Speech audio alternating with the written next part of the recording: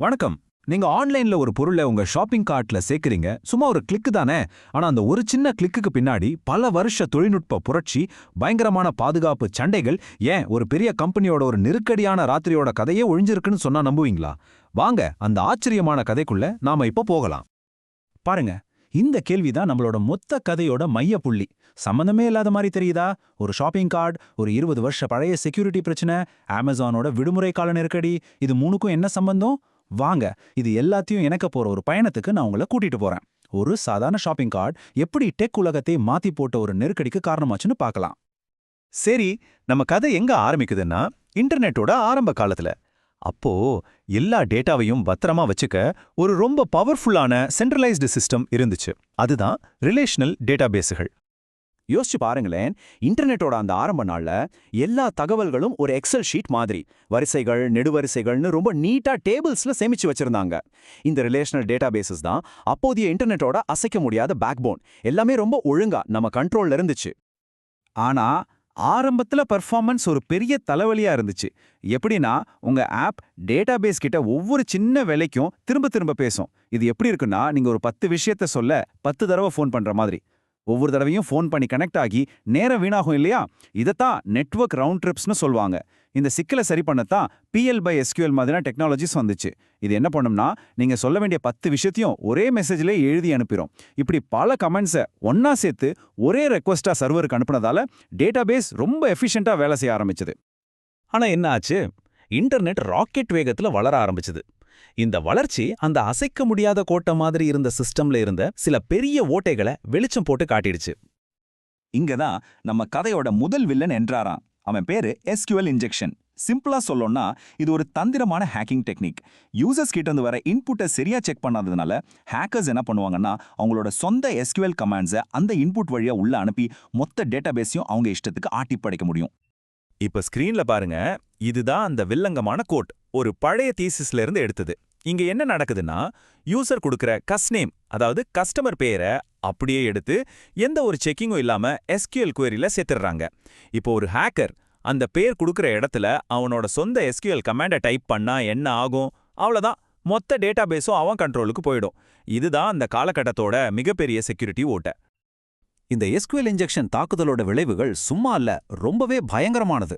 பாஸ்வேர்டை திருடலாம், நம்மளோட credit card details எடுக்கலாம், ஏன் மொத்த சிஸ்டத்தையும் ஆஃப் பண்ணி முடக்கி போடலாம். நிலைமை இவ்ளோ மோசமானதுனால தான் டெக் உலகம் இந்த பிரச்சனைய எப்படியாவது சரி பண்ணியே ஆகணுங்கிற கட்டாயத்துக்கு வந்துச்சு. இப்போ நம்ம கதையோட கிளைமேக்ஸ்க்கு வர்றோம். ஒரு நிஜமான சம்பவம். அது ஒட்டுமொத்த டெக் உலகத்தையும் டேட்டாபேஸ் பத்தின அவங்க யோசனையை மாத்திக்க வச்சது. வருஷம் 2004, ஹாலிடே ஷாப்பிங் சீசன். உலகமே அமேசான்ல பொருட்களை வாங்கி குவிச்சிட்டு இருக்கு. அப்போ அமேசானோட மொத்த பிசினஸையும் தாங்கி பிடிச்சது ஒரே ஒரு பிரம்மாண்டமான ஆரக்கிள் டேட்டாபேஸ் தான். அது வரைக்கும் சூப்பரா வேலை செஞ்ச அந்த சிஸ்டம் அந்த ஹாலிடே டிராஃபிக்ல திணற ஆரம்பிச்சிடுச்சு. அதோட லிமிட்டை தொட்டுருச்சு. டென்ஷன் அதிகமாகுது. அப்புறம் எதிர்பார்த்தது நடந்துச்சு. System crash. லட்சக்கணக்கான கஸ்டமர்ஸ் கார்டுல பொருளை சேர்க்க முடியல, ஆர்டர் பண்ண முடியல. அமேசானுக்கு இது வெறும் ஒரு டெக்னிக்கல் பிரச்சனை இல்ல, கோடிக்கணக்கான டாலர் நஷ்டம். அந்த ஒரு நிமிஷத்துல அவங்களுக்கு ஒன்னு தெளிவா புரிஞ்சுது.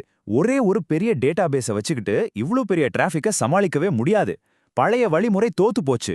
ஒரு புது தீர்வு உடனடியா தேவைப்பட்டது. அந்த நெருக்கடியில இருந்து தான் ஒரு புது ஐடியா பிறந்துச்சு.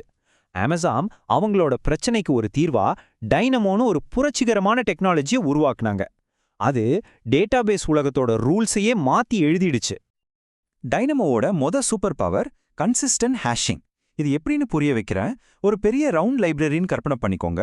புதுசா ஒரு புக் ஷெல்ஃபை உள்ள கொண்டு வந்தா எல்லா புக்கையும் கலைச்சு எடுக்க மாட்டோம் இல்லையா? அதுக்கு பக்கத்துல இருக்க சில புக்கை மட்டும் நகர்த்தி வைப்போம். அதே மாதிரி தான் இதுவும்.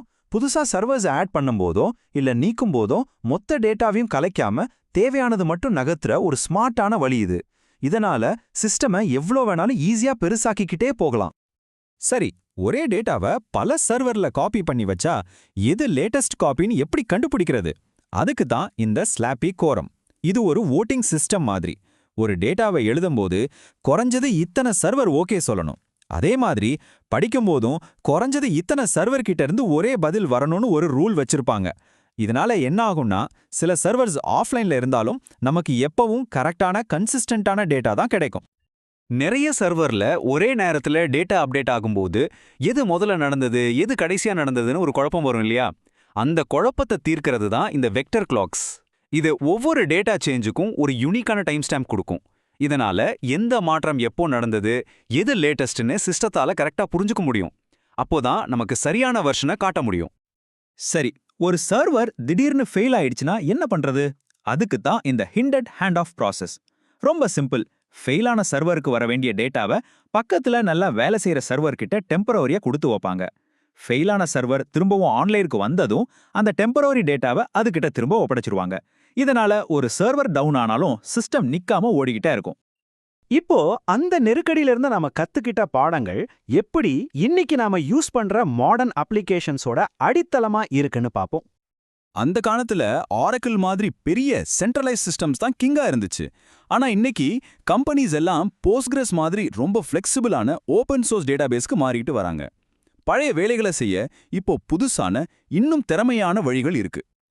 இந்த பரிணாம வளர்ச்சியோட உச்சம்தான் சர்வர்லெஸ் ஆர்கிடெக்சர். இங்க நாம சர்வர்ஸை பத்தியே கவலையே பட தேவையில்ல. AWS லாம்டா, API கேட்வே, அப்புறம் அமேசானோட அந்த நெருக்கடியிலிருந்து பிறந்த டைனமோ டிபி மாதிரி சர்வீசஸை வச்சு எவ்வளோ டிராஃபிக் வந்தாலும் அசராம தாங்குற மாதிரி அப்ளிகேஷன்ஸை நாம உருவாக்க முடியும். சரி, இன்னைக்கு இருக்கிற ஒரு மாடர்ன் ஷாப்பிங் கார்ட் எப்படி வேலை செய்யுதுன்னு பாப்போமா? நீங்க லாகின் பண்ணாமையே பொருட்களை கார்ட்ல ஆட் பண்றீங்க. அது உங்க ப்ரௌசர்ல ஒரு குக்கீல சேவ் ஆகும். எப்போ நீங்க லாகின் பண்றீங்களோ அப்போ அந்த டெம்பரரி கார்ட்ல இருக்கிற ஐட்டம்ஸ் எல்லாம் உங்க பெர்மனன்ட் கார்ட்டுக்கு மாறிடும். எவ்வளோ ஸ்மார்ட்டான ஒரு சிஸ்டம் பாத்தீங்களா? நம்மளோட இந்த பெரிய டெக் கதையை இந்த ஒரு சிம்பிள் லைன்ல சுருக்கிடலாம்.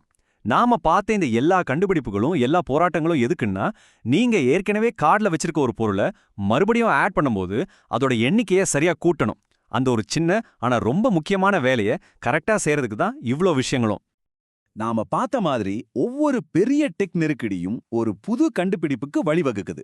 SQL இன்ஜெக்ஷன்ல இருந்து சர்வர்லெஸ் வரைக்கும் டேட்டாபேஸ் மாறிட்டே வந்திருக்கு. அப்போ அடுத்து என்ன?